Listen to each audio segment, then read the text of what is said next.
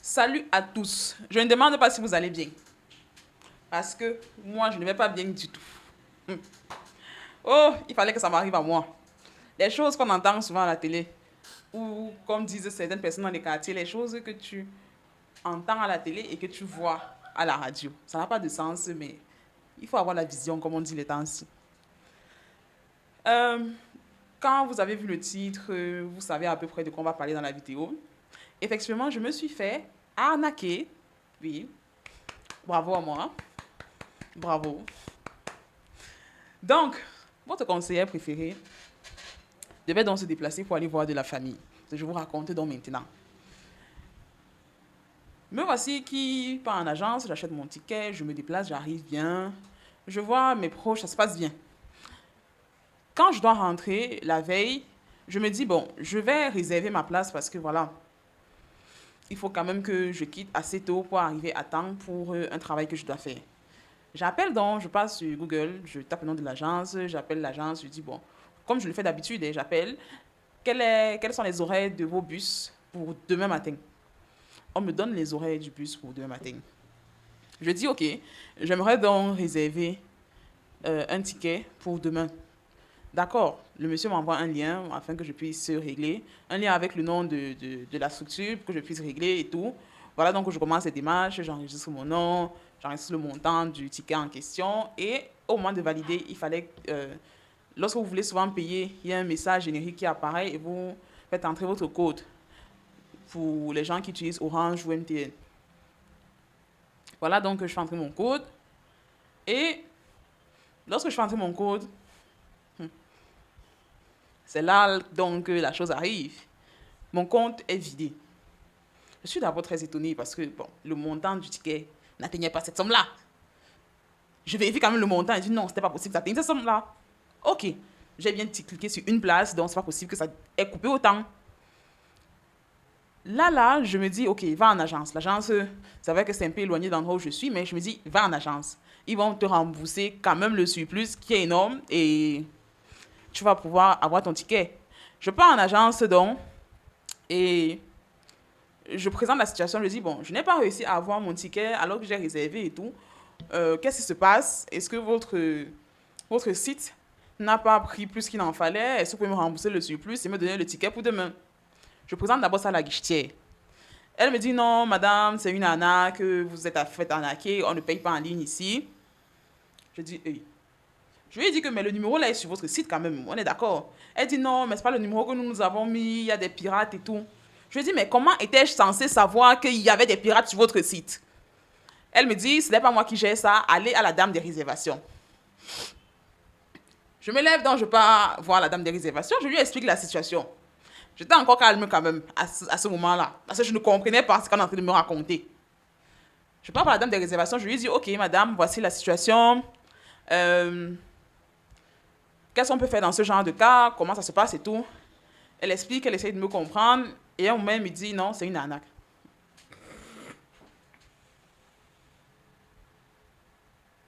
Je me dis, comment ça, c'est une arnaque? Le numéro est sur votre site. J'appelle, je pars toujours sur Google pour appeler votre agence pour savoir quelles sont les réservations possibles et quels sont les horaires de bus possibles. Donc, comment c'est une arnaque? Elle m'explique qu'il y a peu de temps, et là je vous dis peu de temps, mais quand vous allez suivre la suite, vous comprenez que c'est depuis. Donc il y a peu de temps, il y a des pirates qui ont commencé ce genre d'arnaque et que les arnaques sont un peu de partout et tout ce qui va avec. Nous avons déposé une plainte devant les autorités et ça suit son cours. Je lui dis, bon, vous avez déposé une plainte, mais vous n'avez pas marqué d'informations pour nous dire à nous, les usagers, qu'il y a une arnaque, il y a des bandits et tout ce qui va avec. Elle me dit non, on a partagé sur Facebook, sur Insta et tout ce qui va avec. Je lui demande, bon, à quel moment, moi, qui viens dans une ville que je ne maîtrise pas, je passe sur Google, un réseau qui, pour le moment, est assez fiable. Hmm? Je n'ai rien à dire sur Google, donc c'est assez fiable. Je trouve votre nom, votre logo, votre localisation.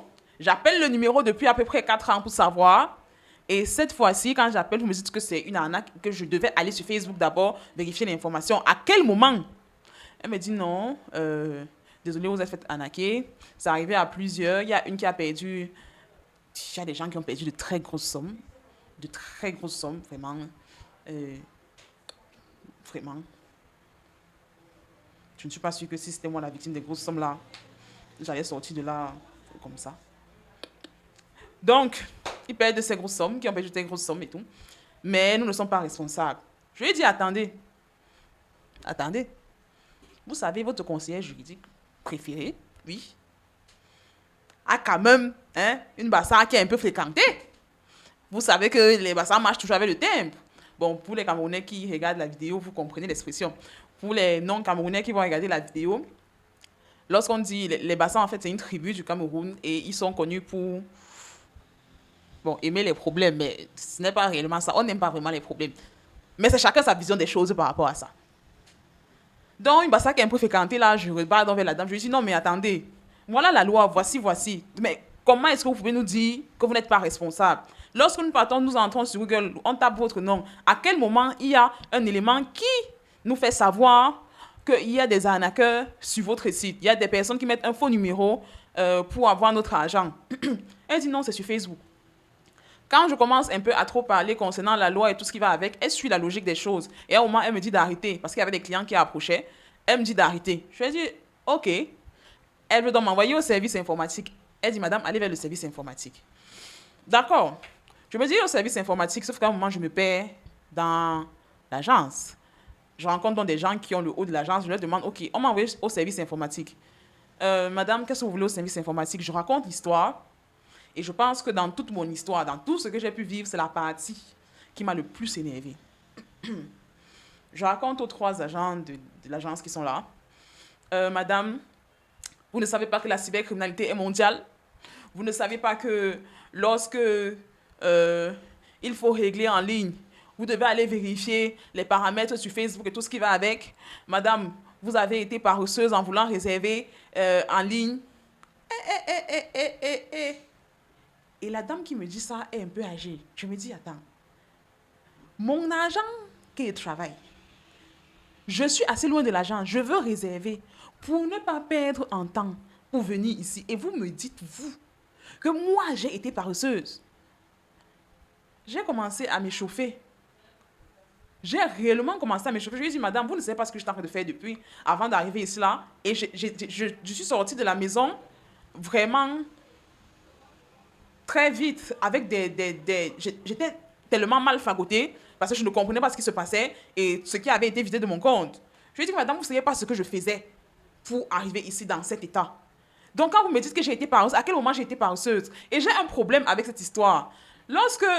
Et je respecte aux mamans, je vous assure, mais il y a vraiment des fois où des personnes plus âgées, lorsqu'elles parlent aux personnes plus jeunes, on a toujours l'impression que vous nous prenez pour des gens qui passent leur vie à être cool, à ne pas réfléchir, à ne rien faire, à attendre tout sur place. Or, c'est faux. Lorsque vous parlez à des personnes, vous parlez à des adultes. Nous sommes des adultes. Et on travaille pour avoir ce qu'on a. Vous allez me dire qu'il y a des gens qui ne travaillent pas, mais prenez la catégorie des gens qui travaillent. Et vu que vous ne savez pas qui est devant vous, allez sur une base. Tous travaillent pour avoir ce qu'ils ont. Je suis désolée, mais il serait aussi temps de ne pas nous juger juste par rapport à notre jeunesse. Soit, ce n'est pas le débat. À un moment, je continue d'expliquer et il y a un monsieur encore plus âgé qui me demande, depuis des années que vous appelez notre agence, vous partez, est-ce que vous prenez les numéros sur Google? Je lui dis oui, c'est comme ça que j'ai toujours fait depuis. Il me dit, vous mentez, madame. Oh, oh. Donc maintenant, c'est moi qui mens. Je t'ai dit quelque chose que je vis depuis 4 ans, tu me dis que c'est moi qui mens. J'ai répondu au monsieur que c'est parce que vous êtes un monsieur très âgé que je ne vous réponds pas. Heureusement, ma mère m'a bien éduquée. Je l'ai d'abord classé de côté et je suis retournée vers les autres personnes. Il y a un monsieur qui était dans la bande qui, lui, ne parlait même plus. Parce qu'il sentait que j'étais en train de m'échauffer. Et plus je m'échauffais, plus je parlais fort. Oui, je suis désolée, mais j'étais déjà à bout. La dame de m'expliquer que c'est vous qui avez totalement tort, vous n'auriez pas dû faire ceci, vous n'auriez pas dû faire cela. On avait publié sur Facebook par rapport à ça et tout et tout. Je lui ai dit que, mais attendez. Donc, quand quelqu'un entre dans une ville, il faut qu'il pense à aller sur Facebook pour voir ce que vous avez publié. Ceux qui n'ont pas Facebook, ceux qui ne sont pas habitués aux réseaux sociaux, comment ils font?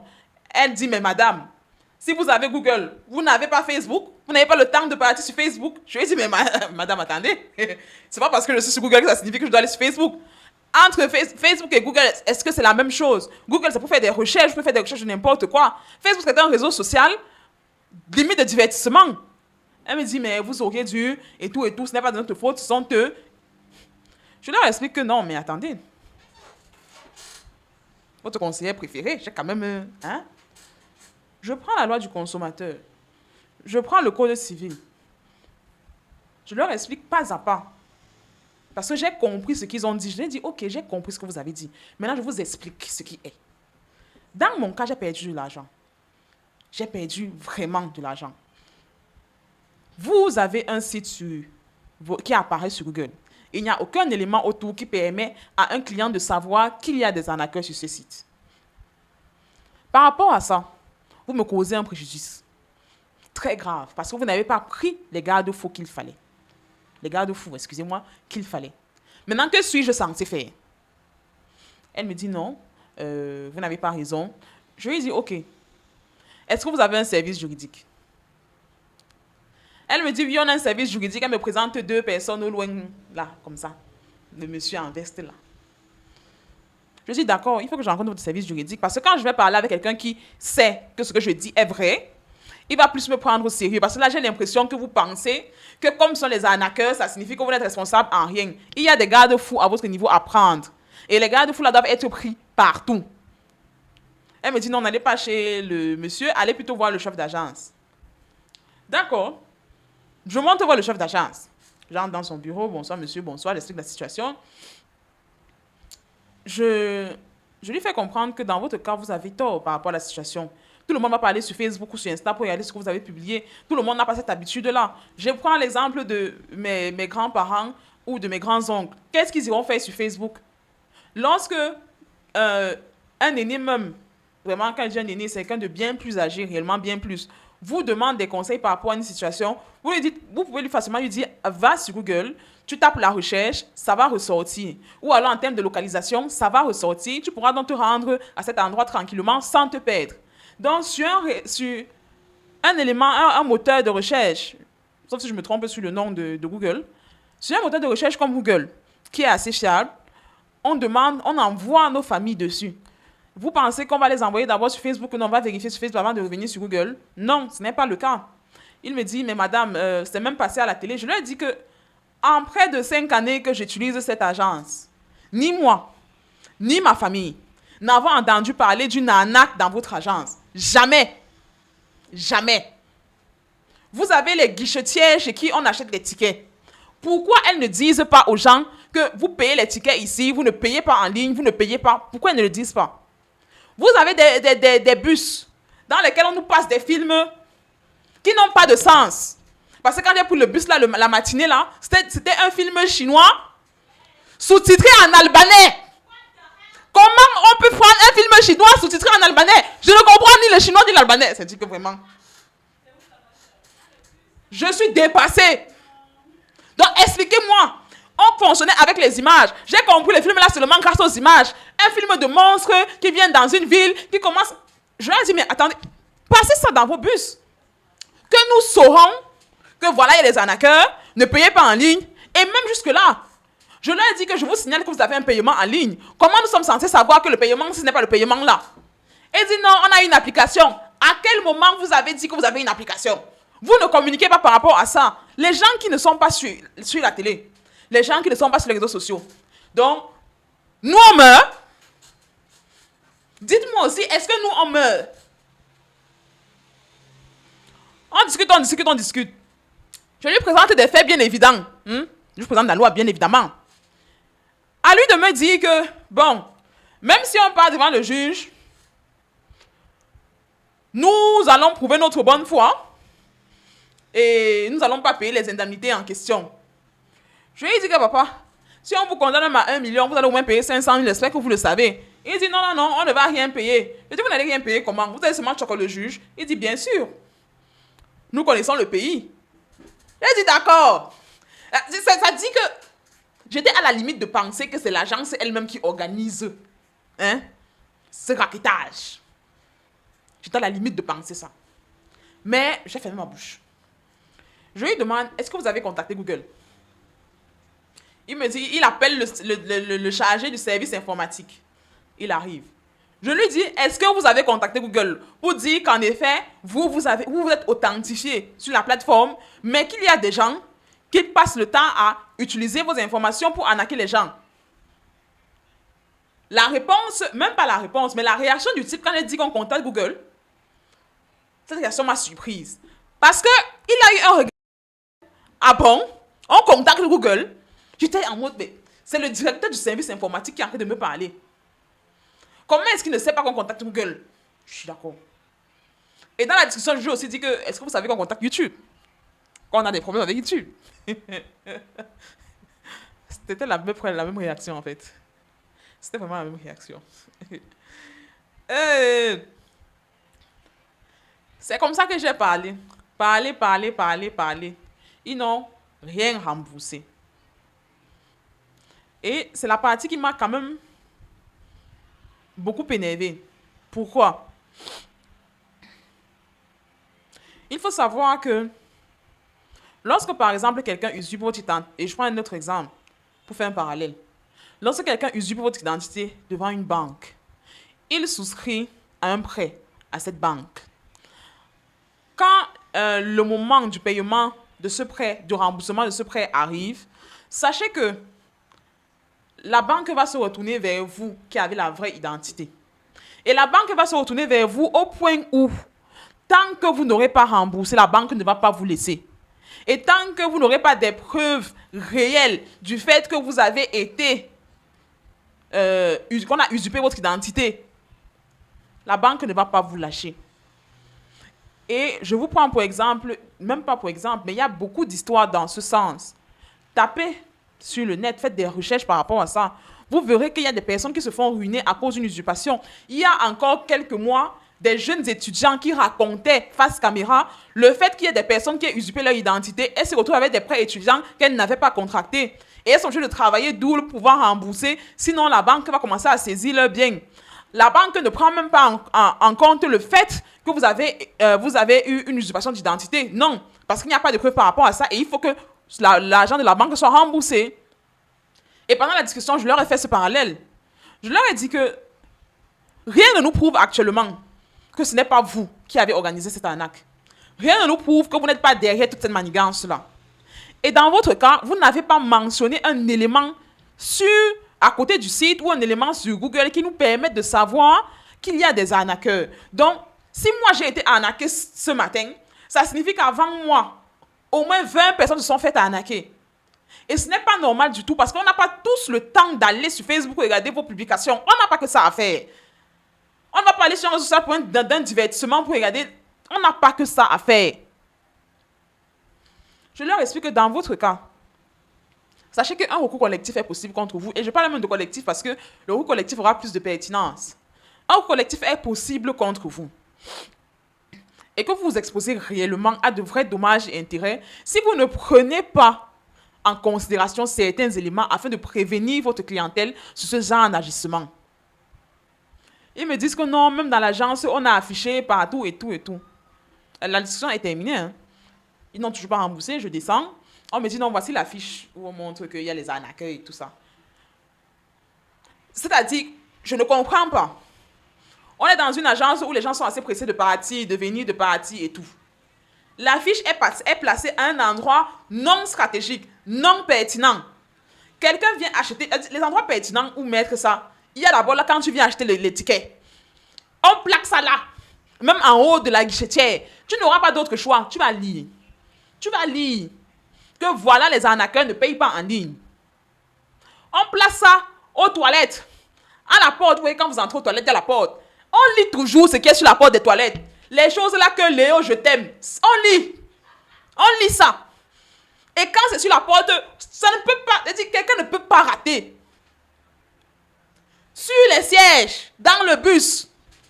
Quand on s'assoit dans le bus, on lit tout ce qui est sur le siège. On lit, on voit la saleté qui est là, on voit la poussière qui est là, on voit. Si c'est là, personne ne peut rater. Mais quand vous mettez ça dans un coin comme un coin de l'agence qui n'est même pas pertinent, Il faudrait que quelqu'un prenne les escaliers pour voir. Oh, personne ne peut pas prendre les escaliers là-bas. Même moi qui ai pris les escaliers pour aller voir le chef d'agence, je n'ai même pas remarqué l'affiche. Tellement d'abord elle est petite. Et ensuite elle est petite. Il n'y avait pas de d'abord et d'ensuite, mais elle est petite, c'est tout ce qu'il y a à dire. Ils finissent. J'arrive malgré tout à réunir encore les moyens pour pouvoir prendre mon ticket. Me voilà qui suis traumatisée un peu. Je raconte ça à 2-3 proches. C'est là que je découvre qu'il y a 4 ans, ils étaient toujours piratés par les mêmes personnes. Je dis, mais attends. Ah, non. On me raconte que, voilà, moi et mon chéri, on partait faire un week-end en amoureux. Et le chéri a voulu payer en ligne. Hein? Il organise un week-end pour sa coco. Et il est vrai gars, ici là dehors. Mais bon, on va laisser ça, c'est une autre histoire. Il organise le week-end, il paye en ligne.